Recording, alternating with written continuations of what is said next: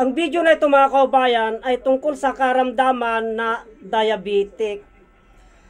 Nang panglunas sa diabetic mga kaubayan ay itong apdo ng bangos. Ayan o, ang dami o.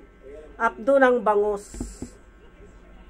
Ang tagal ko na pinalabas itong apdo ng bangos na panglunas sa karamdaman na diabetic mga kaubayan. Kaya lang po, marami po sa atin ang hindi na niniwala.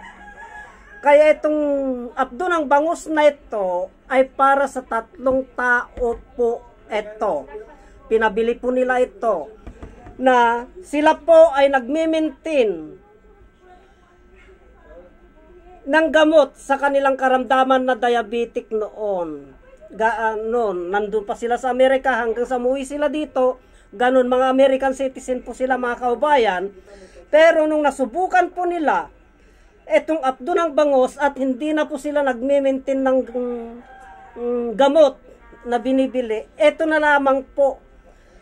Bumibili po sila nito, pinapabili po ako ng ganito at ini-stock po sa rep. At ito po ang ginagamit po nila mga kaubayan. Apdo ng bangos ang siyang lumunas sa problema nila na habang buhay na mag-inom po sila para sa diabetic. Natigil na po yung pag-inom ng gamot mga kaubayan. Ang proseso ng paggamit nito, tulad ng aking pinapaliwanag mga kaubayan, itong apdo ng bangus na ito, yung apdo na yan, eksakto na po yan. Eksakto na po yan na iluto niya na pangsabaw sa kanyang ulam, siya lamang po ang mag-uulam. Kasama na po itong bitukan niya po. O kaya, pag may ulam po sila na sinigang o linaga, kahit ano po, basta't may sabaw, kukuha po lamang sila ng isang bituka na ganito at kasama na po yung apdo na yan, ito. At iluluto po nila ulit yung pait po nito na hahalo sa sabaw. Yun po ang may kakayahan na gumamot ng diabetic. Hindi niya po uubusin yung asukal natin sa loob ng katawan. Hindi niya po sisimutin yon mga kababayan. Kundi ibabalance niya lamang po yung asukal natin sa loob ng ating katawan. Hindi po masama na ipasok natin sa loob ng ating katawan itong apdo ng bangus na ito. Napakarami po nito mga kaubayan. Bali 3 tao po ang may-ari nito. Pari-parehas po sila na nagme-maintain ng karamdaman na para sa diabetic. Pero nung nasubukan po nila ito ng mga ilang araw at hanggang sa hindi na po sila umiinom ng gamot na medisina, eto na lamang po mga kaubayan. Hindi naman, kahit hindi araw-araw po silang uminom ng ganito.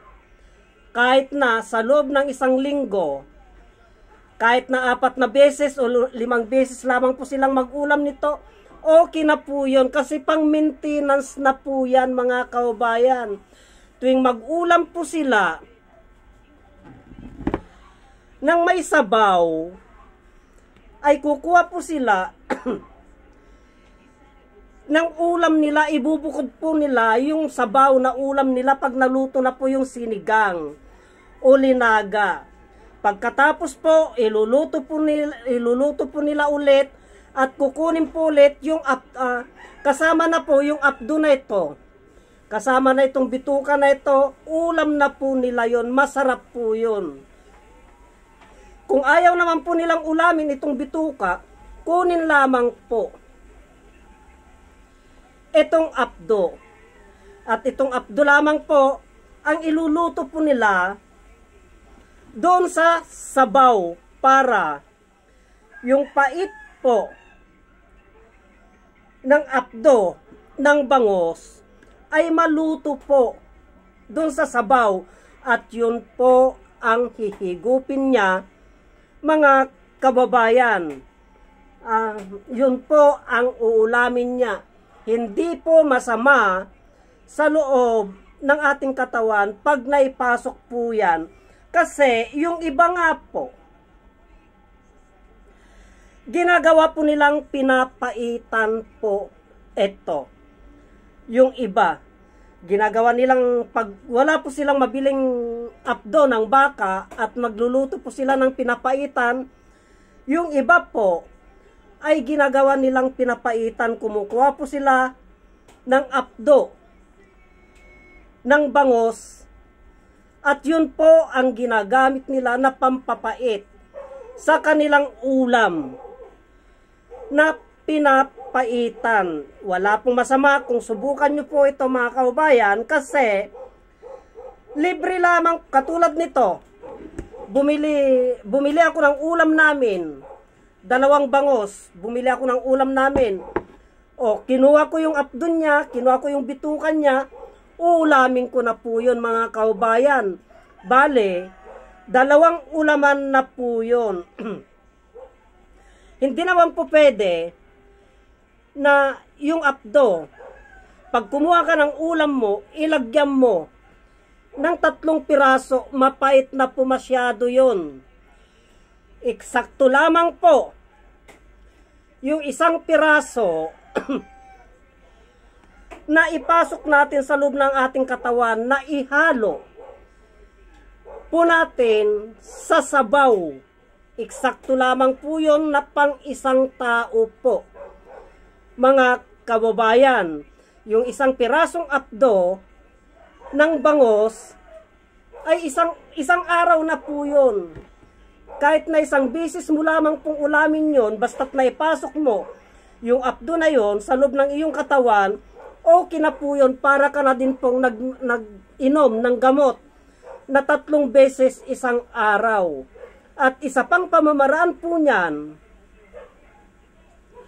yung apdo na yan, para lalong maging mabisa mga kaubayan, ang pag-inom po niyan ay mas maganda po kung ang isang tao ay diabetic. Talagang malala po yung diabetic niya, mas maganda po, mas mabisa pag yung isang tao, ang pag-inom niya po sa umaga. Yung wala pa pong laman yung kanyang tiyan. Yung wala pang ginigiling yung kanyang tiyan, sa umaga po yun. Iluluto na sa sabaw yan, kasama ng apdo, at yun po ang una nyong ipapasok sa loob ng inyong katawan.